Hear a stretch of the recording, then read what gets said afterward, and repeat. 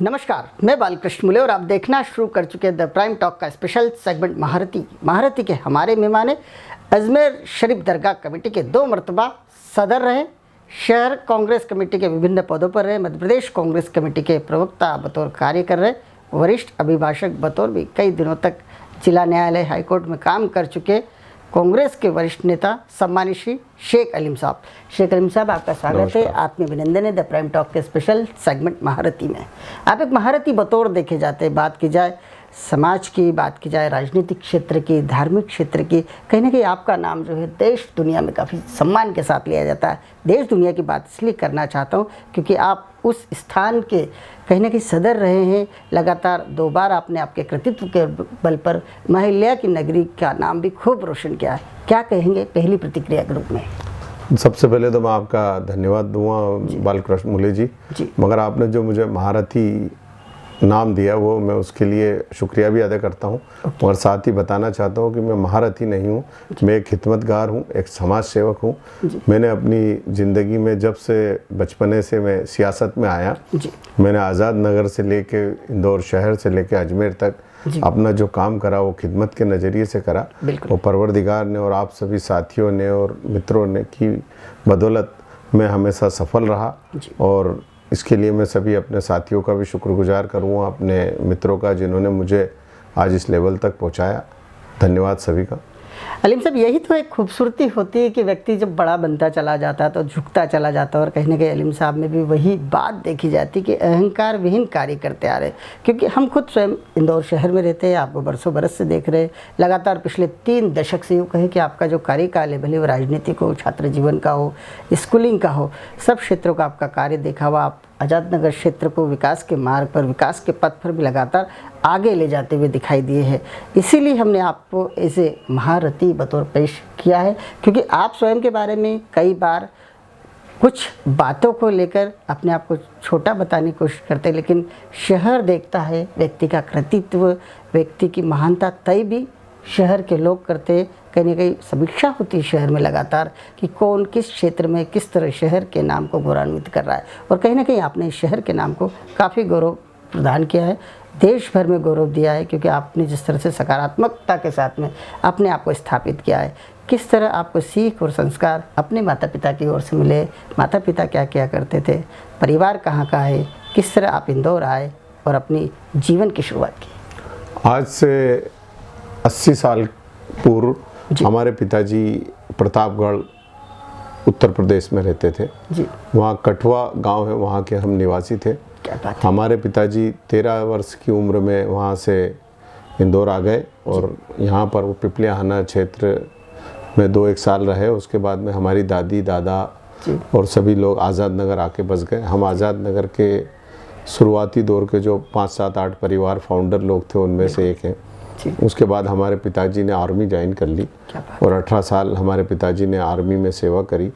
उसके बाद में हमारे पिताजी, जब हमारी दादी की तबीयत बहुत ख़राब हुई तो उनको संभालने वाला नहीं था, तो हमारे पिताजी ने सिर्फ ये सोच के कि अब मैंने देश की और सबकी सेवा कर ली है और तो अब मैं मेरी माँ की सेवा करूँगा, तो उन्होंने आर्मी से कंपलसरी रिटायरमेंट लिया और इंदौर आकर बस गए आज़ाद नगर में और पिपलियाहाना क्षेत्र में हमारी खेती का काम था, वो देखते थे। मेरे मदर फादर दोनों, मेरी मम्मी भी और फादर दोनों में बड़ी समाज सेवा और लोगों के लिए काम करने का उनको हमेशा जज्बा और शौक़ था।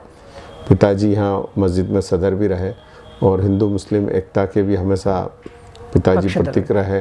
वो हमेशा दोनों पक्षों में बिल्कुल समन्वय बनाकर काम करते थे। मम्मी भी क्षेत्र में बहुत ही लोकप्रिय थी और सब लोगों के काम करती थी, हर आदमी की मदद करती थी और ईश्वर ने हमारे परिवार को परवरदिगार ने बड़ी मेहरबानी रखी। हम सभी परिवार में समाज सेवा का शुरू से जो माहौल था, उसके बाद जब 1994 में नगर निगम के चुनाव आए तो हमारा परिवार यहाँ पर बहुत सक्रिय था और हम फाउंडर थे, हमने काम किया था। हम आपसे पूछना चाह रहे थे कि जिस तरह से आपके पिता देशभक्त के बतौर आर्मी में काम करते थे, जन सेवा आपने शुरूआत कर रखी, आपका स्कूली लाइफ क्या थी? मैं स्कूल लाइफ में हम दिगंबर जैन स्कूल में पढ़ते थे, या जो हमारे नौलखे पे ही हमारे पास में था, और बड़ा अच्छा यानी दिगंबर जैन समाज के लोग उसको संचालित करते थे। क्या बात है। और अहिंसा के संस्कार वहाँ से हमें मिलते थे जी। हमारे स्कूल के प्रिंसिपल प्रकाश चंद जैन साहब थे, जो मुझे पर्सनल भी पढ़ाते थे, उनसे बड़े हमें संस्कार मिले। हमारी विजया मैडम थी, अनुरिमा मैडम थी। क्या बात। तो एक बड़ा अच्छा स्कूल हमें मिला जिससे हमें संस्कार मिले। मैं आज भी अपने टीचर्स को धन्यवाद देना चाहूँगा कि उन्होंने हमारा जो शिक्षा करी वो आज भी तक हमें काम आ रही है। बिल्कुल अलीम साहब, आपने सही कहा कि आपने जिस तरह से एक और अपना गुण बताया, कृतज्ञता का भाव। कहीं ना कहीं गुरुजनों के प्रति जब व्यक्ति कृतज्ञता व्यक्त करता है तो उस व्यक्ति को और दुआएं मिलती हैं, और कहीं ना कहीं आपके नाम खूब सारी दुआएं हैं, और यही कारण है कि आपके चेहरे का जो ग्लो है, आपका जो आत्मविश्वास है, वो देखते ही बनता है। आप कॉलेज लाइफ के बारे में बात करना चाहेंगे, किस तरह का कॉलेज था? कॉलेज मैंने IK कॉलेज से ग्रेजुएशन किया, इस्लामिया करीमा कॉलेज से, वहाँ पर। उसके बाद में मैंने government arts and commerce college से MA और LLB किया। बड़ा अच्छा हमारा छात्र जीवन रहा। छात्र जीवन में मैंने 5 बार वेट लिफ्टिंग में यूनिवर्सिटी में इंदौर का प्रतिनिधित्व करा। मैं 3 बार यूनिवर्सिटी वेट लिफ्टिंग में चैंपियन रहा। इसके अलावा LLB मैंने प्रथम श्रेणी में गवर्नमेंट आर्ट्स कॉमर्स कॉलेज से उत्तीर्ण करी। वहाँ भी शिक्षकों ने हम पर बहुत ध्यान दिया, चाहे स्पोर्ट्स टीचर हो या हमारे लॉ के टीचर हो। आज हम जिस स्थान पर हैं, हमारे जो स्पोर्ट टीचर जिनने हमें खेलना सिखाया, जीत हार का मज़ा लेना सिखाया, साथ में हमें जो शिक्षा दी, वो आज हमें इंदौर से लेके दिल्ली तक या अजमेर तक काम करने में बहुत काम आया। जी। हम उन टीचर्स का भी शुक्रिया अदा करता हूं कि जिन्होंने हमें पढ़ाया, इस लायक बने। वाकई आपके जीवन में खेल की स्पिरिट तो दिखाई देती, क्योंकि आप निर्णय लेने की आप में क्षमता जो है काफ़ी कूट के भरी हुई। जिस तरह से आप निर्णय लेते, फैसले करते, वो एक खिलाड़ी भावना रखने वाला व्यक्ति और व्यक्तित्व ही कर सकता है। जिस तरह देखा जाता है कि मनुष्य के जीवन में स्कूल लाइफ और कॉलेज लाइफ दोनों में मित्र जुड़ते हैं। स्कूल में जुड़ते हैं, थोड़े से छूट जाते, लेकिन कॉलेज लाइफ के जो मित्र हैं वो सदैव ज़िंदगी भर रहते हैं। कौन कौन से आपके मित्र हैं जिन्हें आप खुद खूब प्रेम मोहब्बत करते हैं? कॉलेज लाइफ में हमारे मित्र थे वैभव शुक्ला, जो अभी हिंदुस्तान के टॉप लायर है, मेरे छोटे भाई समान है। देवकीनंदन सिलावट जी हमारे खिलाड़ी हैं। इसके अलावा जीतू पटवारी हमारे बहुत नज़दीकी मित्र थे। जय हार्डिया जी थे। हम लोग सब साथ में रह के कॉलेज। देवेंद्र यादव हमारा लीडर, बड़ा हमारा करीबी दोस्त था। हम लोगों ने बड़ा साथ में काम किया सबने, और एक दूसरे का सहयोग किया। तो ये भी रहता है कि जिस व्यक्ति को दोस्त अच्छे मिल जाते हैं तो जिंदगी में उसको रास्ते भी अच्छे मिलते हैं, वो तरक्की करता है। बिल्कुल सही कहा। हमारे जो मित्र मंडली थी उसका सबसे बड़ी खासियत ये थी कि जो आजकल के युवाओं में या उस टाइम के भी युवाओं में कई भटकाव के रास्ते थे, नशा और ड्रग्स, और ये हमारे सर्कल में कोई भी इस टाइप का था नहीं। तो हम लोग सभी ने आज अच्छा स्थान अपनी लाइफ में प्राप्त किया है। आप चूँकि कॉलेज लाइफ से छात्र राजनीति में आ चुके होंगे, किन किन पदों पे रहे, उसके बाद में आपको कब अवसर मिला कि आपने एज ए कॉर्पोरेटर स्थापित किए? क्या इसके पीछे भी कोई संस्मरण है? आप कितनी मेहनत किया करते थे? मैं कॉलेज लाइफ में NSUI का अध्यक्ष था। विश्वविद्यालय इकाई का। मैं पॉलिटिक्स करना नहीं चाहता था। मैं खेल से जुड़ा हुआ था। मैं वेट लिफ्टिंग करता था और अच्छा नेशनल प्लेयर था। एक बार क्या हुआ कि वैभव शुक्ला जी से हमारी मित्रता हुई। अशोक शुक्ला जी उस टाइम उनके पिताजी विधायक थे और उनका बड़ा ही नाम था। अशोक शुक्ला जी उस टाइम शहर का बहुत बड़ा नाम था, कांग्रेस की राजनीति में। और हाँ, तो वैभव शुक्ला को अशोक शुक्ला जी भी नेता बनाना चाहते थे और मैं भी चाहता था। मेरा हाँ, तो हमने उसके प्रोजेक्ट करने के लिए एक रैली निकाली थी विधानसभा 5 की समस्याओं के लिए, कि वे वो भी प्रोजेक्ट हो जाएगा और हमारे अशोक शुक्ला जी की विधानसभा भी मजबूत हो जाएगी। जब हमने रैली निकाली तो रैली में 7-8 हज़ार लोग आए और बहुत अच्छी सफल गई रैली। तो आदरणीय अशोक शुक्ला जी जो मेरे राजनीतिक गुरु भी रहे और बहुत उन्होंने हमेशा मुझे शुरुआत में मदद करी। तो उन्होंने एक दिन मुझे ऑफिस बुलाया, अलीम बोले शाम को ऑफिस आओ, तुमसे चर्चा करना। तो मैं गया रैली के बाद। जब रैली सफल रही तो बोले रैली बहुत अच्छी निकाली, तुम्हारी बहुत अच्छी उपस्थिति है। बोले तुमको नगर निगम चुनाव होने वाले हैं 6 महीने बाद, तुमको आज़ाद नगर से नगर निगम का चुनाव लड़ना है। तो उस टाइम राजनीति का हम इतना सारे नियम कायदे में समझता नहीं था। स्टूडेंट लीडर था और कॉलेज की सियासत शुरुआती करी थी। तो मैंने कहा अंकल मेरा वार्ड तो ट्राइबल है, मैं कैसे लड़ूंगा? बोले वो नया डिलिमिटेशन होने वाला है, उसमें तुम्हारा वार्ड जनरल हो जाएगा, तुम तैयारी करो। क्या बात है। मैंने आके तैयारी चालू कर दी और मुझे पार्षद का टिकट मिला और उसके बाद मैं चुनाव लड़ा, तो चुनाव भी मेरा ऐतिहासिक रहा। क्या बात है। मैं 7,000 वोटों से चुनाव जीता था, पूरे मध्य प्रदेश में हाईएस्ट वोटों से जीता था। मेरे खिलाफ जितने भी लोग चुनाव लड़ते सभी की जमानत भी जब्त करी थी, शानदार। जबकि हमें चुनाव चिन्ह नहीं मिला था। क्या बात है। हाँ बिल्कुल फ्री तो फॉर मेरी राजनीतिक शुरुआत थी बहुत अच्छी हुई। उसके बाद में मैं जलकार समिति का अध्यक्ष बन गया था इंदौर नगर निगम। जी 2 मरतबा आप पार्षद रहे, कौन कौन से वार्ड से पार्षद रहे? मैं ये एक मेरा सौभाग्य रहा कि जिस क्षेत्र को मैं बहुत प्यार करता हूँ, जो मेरी यानी ये समझ लो कि मेरे यानी ख्वाबों की ताबीर है या मेरे सब कुछ है आज़ाद नगर, मेरे को 5 बार चुनाव लड़ने को मिला और 5 बार में मेरे वार्ड से लड़ा। क्या बात। और आज आज़ाद नगर वार्ड में जो सुविधाएं मैंने दी हैं, जो लोगों की मदद से और जो व्यवस्थाएं दी हैं, वो यानी तारीफ पे काबिल हो सकती हैं। और एक रिकॉर्ड है, एक आदर्श वार्ड है ये कि जिसमें हर चीज़ जो ज़रूरतों के लिए आदमी को होना चाहिए वो मुकम्मल आज़ाद नगर। बिल्कुल सही। आपका काफ़ी वजूद है, देखा जाता है एक वर्थ वाला जो पॉलिटिशियन होता है, कहीं ना कहीं एक समाज सेवी होता है, एक जनसेवक होता है, उस भूमिका में आप सदैव दिखाई देते हैं। आपका एक खुद का खूबसूरत मैनेजमेंट है। जब आपके ऑफिस आओ तो बाकायदा लोग बहुत शांति के साथ में अपना वर्क करते दिखाई देते हैं। साथ में जो यहाँ पहुँचता है उसकी समस्याएं सुनने की कोशिश होती है। अगर इतना सुंदर सा सेटअप, जो कि कई बार मुझे ऐसा लगता है कि जो केंद्रीय स्तर के जो नेता हैं वो इस तरह का सेटअप मेंटेन करते हैं जिस तरह का आपने मेंटेन कर रखा है। ये जब आदमी के दिल में जज्बात होते हैं, किसी भी चीज़ के लिए काम करे, चाहे मैं कॉलेज गया तो कॉलेज में काम किया स्टूडेंट्स के लिए, उसके बाद इधर क्षेत्र की सियासत में आया तो यहाँ मैंने खूब काम किए। जलकार समिति का अध्यक्ष बना तो पूरे इंदौर में पानी के लिए काम किया और लगातार मैं काम करता रहा। आज आपकी दुआ से जब मैं अजमेर गया तो वहाँ पर मैंने यूनिवर्सिटी की स्थापना करी।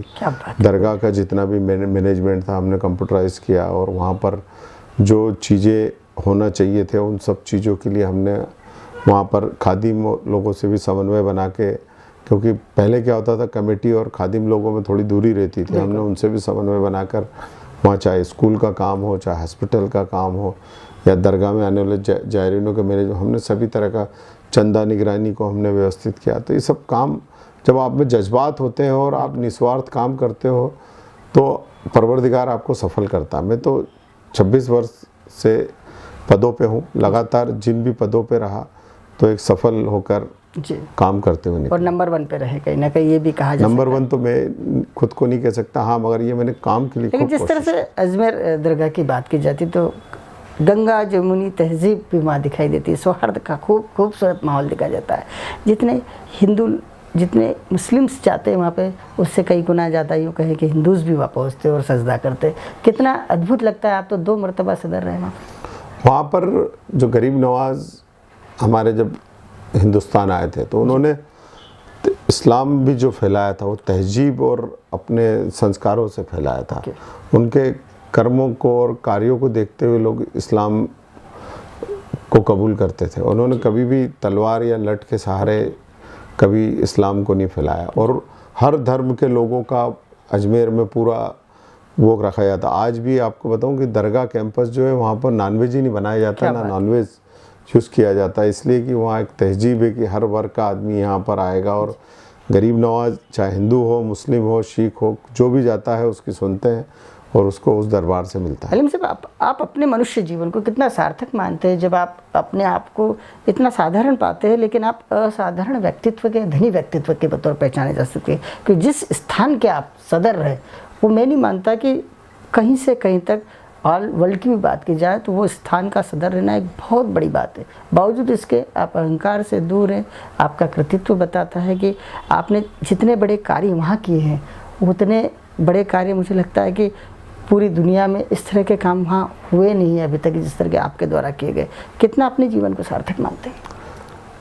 मैं अपने जीवन को इसलिए सार्थक मानता हूँ कि जब जब मैंने मेरे परवरदिगार से जो भी मांगा उसने मुझे दिया। अजमेर जाने का ही आदमी सोचता है तो जब तक गरीब नवाज या परवरदिगार की मर्जी नहीं होती है तो आदमी जा नहीं सकता। मैं एक सामान्य परिवार से और एक आर्मी के सिपाही का पुत्र था और मेहनत से मैंने काम किया। तो अजमेर दरगाह कमेटी का चेयरमैन, एक बार मैं अजमेर गया था वहाँ तो दरगाह कमेटी के ऑफिस में गया तो मैंने बैठे बैठे वहाँ दुआ मांगी थी। क्या बात है। किया परवरदिगार एक बार मुझे अजमेर दरगाह कमेटी में मेंबर बना दिया। तो परवरदिगार ने उस दुआ को मेरे कबूल किया और दरगाह कमेटी का मेंबर भी बनाया जी। और 2 बार चेयरमैन भी बनाया। क्या बात है, खूब और अद्भुत। अजमेर दरगाह कमेटी में मेंबर बनना भी एक मेरा बड़ा ही परवरदिगार का करम मानो या एक आश्चर्य है बहुत। उसका भी एक छोटा सा रोमांच किस्सा है, बिल्कुल मैं आपके आपको जीवन का बहुत बड़ा। सुनाता हूँ। जी एक बार क्या हुआ, प्रदेश कांग्रेस कमेटी घोषित होने वाली थी, तो उसमें हम और जीतू पटवारी जी दोनों साथ में रन करते थे। जी तो किसी कारण से जीतू पटवारी जी को तो जनरल सेक्रेटरी बनाना था, तो कुछ पॉलिटिक्स रहती है, बिल्कुल। सेक्रेटरी बना दिया, जी जबकि वो प्रदेश कांग्रेस के अध्यक्ष जी। है और मैं उनका खास मित्र था, तो जी मेरा नाम ही गायब हो गया। क्या तो हम दिग्विजय सिंह जी के पास गए, हम हमारे राजनीतिक गुरु हैं, मार्गदर्शक। जी जी मैंने कहा साहब वो अजमेर दरगाह वो प्रदेश कांग्रेस में मेरा नाम नहीं आया और ऐसा ऐसा हुआ। तो बोले यार अब मैं बोलूँगा नहीं, तो और कोई काम बता दे। ओके। तो पीएम डेलीगेशन जाता है हज पे, उसमें देश के टॉप 18 लोग जाते हैं। क्या बात है। तो मैंने राजा साहब को बोला कि साहब पीएम डेलीगेशन जा रहा है, उसमें आप मेरा करवा दो। तो बोले परसों तू आ जा, मैं मेरा एसएम कृष्णा उस टाइम विदेश मंत्री थे, बोले उनसे टाइम है, मैं बात करूँ। जी तो अगले दिन मैं दिल्ली रुक गया। फिर मैं जब राजा साहब के साथ गया तो एसएम कृष्णा जी को राजा साहब ने बोला कि इसको पीएम डेलीगेशन में पहुंचाना है। तो उन्होंने बोला ठीक है साहब आपका, और मेरा पीएम डेलीगेशन में हो गया। जी जब मैं पीएम डेलीगेशन में गया तो वहाँ पर मुझे के रहमान खान साहब मिल गए, क्या बात है। जो सेंट्रल में अल्पसंख्यक कल्याण मंत्री थे। हम 21 दिन साथ में रहे, जी तो उनसे बड़े अच्छे संबंध हो गए। 21 दिन में उन्होंने मेरा जो भी व्यवहार देखा। जी। उसके बाद हम पीएम डेलीगेशन से वापस आए तो भूरिया जी ने मुझे प्रदेश कांग्रेस का प्रवक्ता भी बना दिया क्या बात है। कि नहीं आप तो काबिल आदमी हो, गलती से आपका नाम मिस हो गया। जी और फिर रहमान साहब के वहाँ एक दिन हम एक शादी का प्रोग्राम था, इनकम टैक्स के कमिश्नर थे, अबरार अहमद साहब, उनकी शादी थी। तो रहमान साहब के खाने पे गए तो उन्होंने बोला हमारे डिपार्टमेंट में 2 कमेटी बनने वाली है, जी एक अजमेर दरगाह कमेटी और मौलाना आजाद फाउंडेशन। अलीम तुम्हें किस में काम करना? जी। तो मैंने कहा अंकल मेरे को आप अजमेर दरगाह कमेटी में बनवा दीजिए, क्या हमारे बात है, शहर आपने के। और हमें पहली दरखास्त मेरी लगाई बड़ी थी। दिली हुआ है जी और बड़ी आसानी से ही उन्होंने कहा दिग्विजय सिंह जी से आप एक रिकमेंड लेटर ले आओ, बना दो। बिल्कुल। एक सेंट्रल मिनिस्टर को जो पद मिलता था वो उस पद को तो उसका राज्य मंत्री का दर्जा था मुझे, और केंद्रीय और पूरे देश में मैं घुमा और 2-2 इंटरनेशनल सफ़र देश की तरफ से कर कर आया। खूब तो ये सब मेरी खुशकिस्मती थी कि एक सियासत में जो मैं खिदमत के लिए आया था, और परवरदिगार ने मुझे काम भी ऐसे जी दिए जो हमारे दिन से भी जुड़े थे, और उसके माध्यम से हम समाज सेवा भी खूब करी हमने। जी जी। आपकी एक अनूठी पहचान है, आखिर इसके पीछे कौन सा वो मूल मंत्र है, या फिर यूँ कहे कि माता पिता की सीख है जो आप पहली बार की मुलाकात में ही सबको अपना सा बना लेते हो, जोड़ लेते हैं? मेरे माता पिता की मुझे हमेशा बहुत दुआएं रही जी। और हमेशा मेरी माँ बड़ी भोले मन की थी, हमेशा बोलती थी कि बेटा गरीबों के लिए काम करो और कभी भी अपने पास कोई भी आए निराश मत। और पिताजी से मुझे एक सीख मिली थी कि हमेशा जो बुरे लोग रहते हैं या जो बुरे काम करते हैं उनका विरोध करो। बिल्कुल। तो मेरी संस्कृति में और तहजीब में आज भी है कि मैं गरीब और ज़रूरतमंदों की मदद करता हूँ, और जहाँ भी गलत चीज़ या गलत काम दिखता है मैं उसका विरोध करता हूँ, मैं कभी भी उनके आगे झुकता नहीं। जिस तरह से देखा जाता है कि आप जैसे भारतीय से हम चर्चा करते हैं तो एक बात जरूर पूछने में आती है कि आखिर पारिवारिक सपोर्ट आप जैसे शख्सियत, आप जैसे सार्थक लोगों के लिए कितना महत्व रखता है, कितनी मदद मिलती है परिवार की ओर से, बच्चों की ओर से, पत्नी की ओर से आपके इतने बड़े काम करने के लिए? जब 94 में मैं राजनीति में आया तो मुझे माता पिता का पूरा आशीर्वाद मिला और उनका सहयोग मिला, दोनों ने मुझे बहुत मदद करी जी। और जब 94-99 वाला इलेक्शन आया तो उसके 1 साल पहले मेरा विवाह हुआ। क्या बात है। तो मैं बड़ा ही खुशकिस्मत हूँ कि मुझे फौजिया जैसी जी। बीबी मिली कि जो सियासत का जिसे कोई शौक नहीं था जी। एक। और मगर जब वो मेरे से विवाह करके मेरे घर आई जी। तो उसने मेरे कहने पर उसने मैंने कहा जो तो अब अपने को साथ में रहना है, बिल्कुल। और मैंने जो काम शुरू किए हैं वो आपको आगे बढ़ाना है, बिल्कुल, बतौर तो वो तैयार हुई। उसने सब स्टडी तैयार करी। उसके पहले सियासत या इस टाइप के उनका जो मेरा ससुराल का कोई बैकग्राउंड नहीं था। बिल्कुल। उसने जो काम करना चालू करा, लगातार 3 चुनाव लड़े, उपनेता रही, नेता प्रतिपक्ष रही, और जहाँ तक मैं मानता हूँ कि उसने बड़ा अच्छा सफल कार्यकाल और अचीवर्स के रूप में भी उनका नाम लिया जा सकता है। तो बड़ी फख्र होता है कि उसने मेरे जो काम थे उसको आगे बढ़ाया। वैसे ही मेरी बेटी आलिया अभी यूपीएस देहरादून से लॉ कर रही है और बेटा 11th क्लास में दिल्ली कॉलेज में है। दोनों ही मेरे समाज सेवा के कामों में बड़ा सपोर्ट करते हैं। बेटी भी 1 घंटे रोज ऑफिस बैठती है, बेटा भी मेरे साथ 1 घंटे बैठता है। तो जो भी लोग आते हैं मैं उनसे मिलवाता हूँ और सारे काम और में मुझे सपोर्ट करते हैं। बड़ा ही खुशकिस्मत हूँ मैं कि बिल्कुल पहले माता पिता का सहयोग मिला, बहनों का बिल्कुल सहयोग। सही कहा है, क्योंकि कहीं ना कहीं यही देखा जाता है कि जब आप राजनीतिक क्षेत्र में काम करते होते और यदि आपको पत्नी बच्चों की तरफ से सकारात्मक रूप से आपको यदि वो मिलता है सहयोग, तो कहीं ना कहीं काफ़ी लकी मेन बतौर भी पहचाने जाते हैं। आप काफ़ी टिट फिट नज़र आते हैं, किस तरह से अपने आप को सहजते हैं? मैं पहले वेट लिफ्टिंग का खिलाड़ी था, तो मैं शुरू से मैदान से जुड़ा हुआ था। बिल्कुल, ग्राउंड से। अब फादर भी आर्मी के थे, तो फादर 95 की एज में इस दुनिया से गए, तो उसके भी 6 महीने पहले तक फादर रोज एक्सरसाइज करते थे। तो एक पारिवारिक माहौल ही था घर में कि एक्सरसाइज करना है, स्वस्थ रहना है, नमाज से लगना है। तो ये दोनों चीज़ों को जब मैं फॉलो करता हूँ, तो नमाज भी फॉलो करता हूँ और एक्सरसाइज भी फॉलो करता हूँ, तो फिट एंड फाइन रहता हूँ। बिल्कुल सही कहा। और कहीं ना कहीं आपके सकारात्मक अंदाज का जो राज है, कहीं ना कहीं नमाज और एक्सरसाइज दोनों को मिला के ही, दोनों के कोलैबोरेशन से ही आप एक शेख अलीम साहब बन के उभरते हैं। आपके बारे में पूछना चाहेंगे, आपका गोल अब आगामी दिनों का किस तरह का है? मेरी इच्छा है विधानसभा क्षेत्र में 5 से विधायक बनने की एक बार, क्योंकि इस विधानसभा में मैं 28 साल से काम कर रहा हूँ, 30 साल से। जो भी इस विधानसभा से चुनाव लड़ा, सुरेश सेठ जी के ज़माने से हम काम कर रहे हैं। तो अशोक शुक्ला लड़े, शोभा ओझा लड़ी, सत्तू पटेल लड़े, सबका काम किया, पंकज संघवी लड़े, जो लड़ा मैंने उसका काम किया। बिल्कुल।